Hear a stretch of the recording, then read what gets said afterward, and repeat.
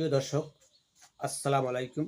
আমি সাইফুল ইসলাম। সনের ভূমি সমস্যা অধ্যাদেশ কৃষি উৎপাদন বৃদ্ধি, ভূমির মালিক এবং বর্গা চাষির বা বর্গাদারগণের মধ্যে উন্নত সম্পর্ক স্থাপনের মহৎ উদ্দেশ্যে 1964 সালে সরকার ভূমি সংস্কার অধ্যাদেশ জারি করেন। 1964 সালের 14 এপ্রিল অর্থাৎ বাংলা 91 সনের পহেলা বৈশাখ হতে কার্য ঘোষণা দেওয়া হয়েছে।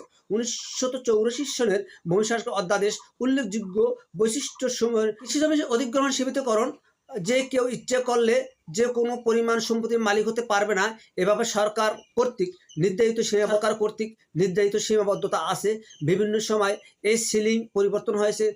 ভূমি সংস্কার অধ্যাদেশ 1984 সালে জারি করে কৃষি জমির মালিকানাধীন সিলিং 60 বিঘার মালিকানা সিলিং 60 বিঘায় পূর্ণ নির্ধারণ করা হয়। উক্ত আদেশ অনুযায়ী যিনি বা যার পরিবার 60 বিঘা অপেক্ষা অধিক কৃষি জমির মালিক আছেন, এমন কোনো মালিক হস্তান্তর, উত্তরাধিকার, দান বা অন্য কোনো উপায়ে নতুন কোনো কৃষি জমি অর্জন করতে পারবে না। যিনি বা যার পরিবার 60 বিঘার চেয়ে কম কৃষি জমির মালিক, এমন কোনো মালিক কোনো উপায়ে নতুন জমি অর্জন করতে পারেন, কিন্তু তার মালিকানাধীন থাকা কৃষি জমির পরিমাণ কোনোভাবেই সমেত 60 মানানসই বিঘা, তার মালিকানা থাকা কৃষি জমির পরিমাণ কোনোভাবেই 60 মানানসই বিঘা অধিগ্রহণ হবে না।